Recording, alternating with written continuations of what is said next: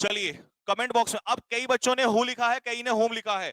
भाई मैं देखो, मैं भी तुम्हारे जैसा ही हूं, ये मान लो मैं भी तुम्हारे जैसा ही हूं, मुझे कुछ नहीं आता, I don't know even a single word, मुझे नहीं आता रिलेटिव प्रोनाउन क्या है, लेकिन मुझे किसी इंसान ने अभी जो बात पढ़ाई है उसी को अप्लाई करूंगा। अगर ये अप्लाई हुई और मेरे आंसर निकले तो मैं मानूंगा, और नहीं तो मैं नहीं मानूंगा कि ये अप्लाइड होता भी है। चलो आ जाओ, मैंने कहा था बेटा जितनी वर्ब होती है ना उतने ही सब्जेक्ट होने चाहिए।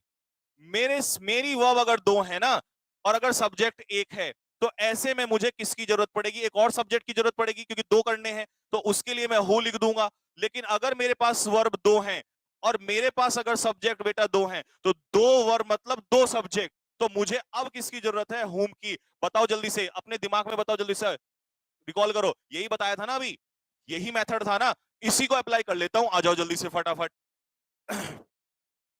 अब क्वेश्चन क्या था, क्वेश्चन सुन लो।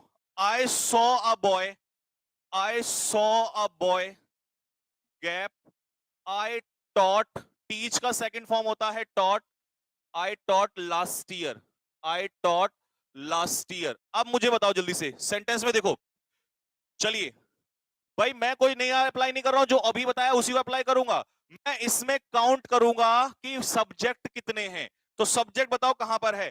सबसे पहले इस क्लॉज में देखूं तो ये एक सब्जेक्ट यहां पर हो गया, ये एक वर्ब हो गई, क्योंकि इस वर्ब का यही तो सब्जेक्ट है, तो S1 V1 यानी कि एक सब्जेक्ट एक वर्ब।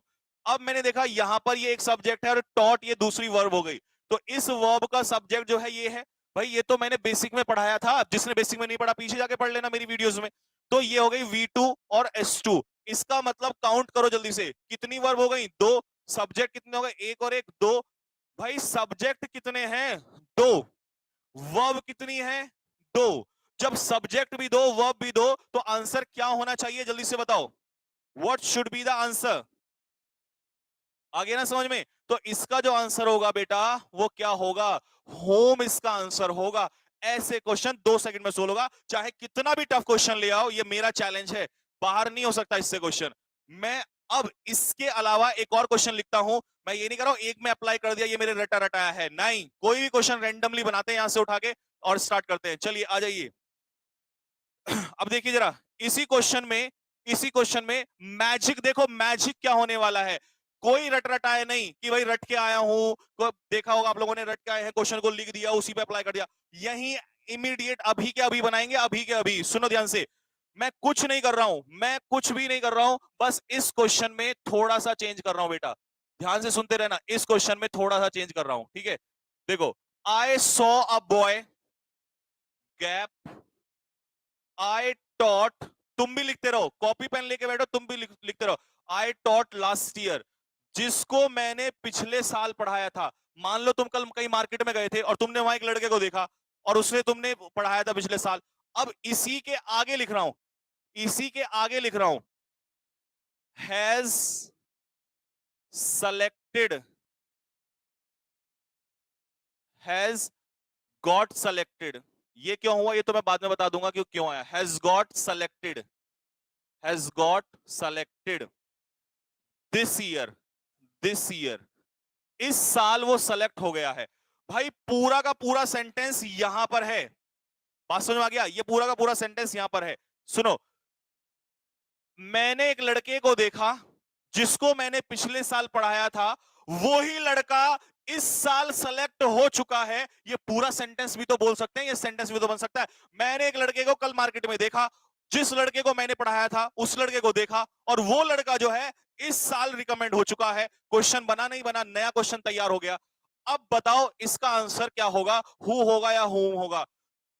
जिस वर्दी के लिए तैयारी कर रहे हो ना, उसकी कसम है तुम्हें, झूठ मत बोलना, रटना मत बिल्कुल भी। अगर एक एक को नहीं आएगा एंड तक समझाऊंगा, चाहे कुछ भी हो जाए। फटाफट बताओ, लॉजिक वही लगाना है, subject plus verb method count करना है। काउंट करके जल्दी से बताओ क्या आंसर होगा, जल्दी बोलो फटाफट।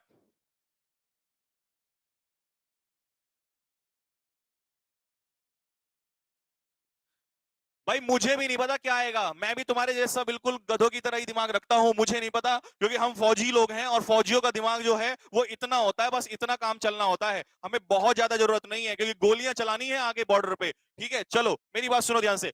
आई सॉ अ बॉय, हमने पेपर क्लियर करना है, सुनो ध्यान से, सीधी सीधी बात करते हैं। आई सॉ अ बॉय, मैंने एक लड़के को देखा, V1 S1 V2 S2। लेकिन जब मैं आगे क्लॉज की तरफ बढ़ा, तीसरे क्लॉज की तरफ बढ़ा, तो तीसरे क्लॉज में मैंने देखा कि यहां पर हैज गॉट सेलेक्टेड, ये पैसिव फॉर्म जा रही है बेटा, हैज गॉट सेलेक्टेड, इसका मतलब सेलेक्ट किसी के द्वारा हुआ होगा। मैंने हैज सेलेक्टेड इसलिए नहीं लिखा था क्योंकि मुझे पता कहीं का डाउट रहेगा। हैज सेलेक्टेड का मतलब है उसने सेलेक्ट किया, और हैज गॉट सेलेक्टेड का मतलब है किसी के द्वारा हुआ। तो बस इतना सा फर्क है। तो ये हो गई वर्ब नंबर 3। अब कई बोलेंगे सर ये तो इतनी सारी हैं। नहीं बेटा, हेल्पिंग वर्ब के साथ थर्ड फॉर्म लगी है, इसका मतलब helping verb plus main verb मिला के एक ही वर्ब काउंट होगी। अगर मैं कहूं एम गोइंग, तो इसके लिए एक ही तो लगाओगे, आई एम गोइंग। ये थोड़ी कहोगे sir helping verb main verb दो मिलाओगे, एक ही तो वर्ब काउंट होगी। तो अब सुनो ध्यान से, तो वर्ब हो गई 3। कितनी वर्ब हो गई बेटा? 3। सब्जेक्ट कितने हो गए? 2।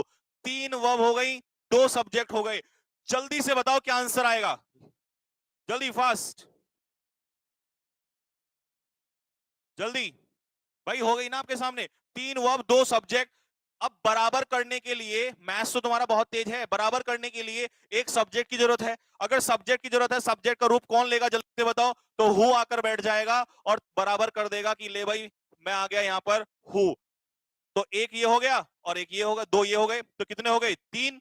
3 हो गए ना, और 3 ये हो गए, तो सेंटेंस करेक्ट हो गया। बात क्लियर हुई? बात समझ में आ गया सभी को? सपोर्ट करो, आप चैनल को शेयर करो मैक्सिमम, ज्यादा से ज्यादा, ठीक है, ज्यादा से ज्यादा बच्चे जोड़िए, अपने दोस्तों के साथ शेयर कीजिए। और मैं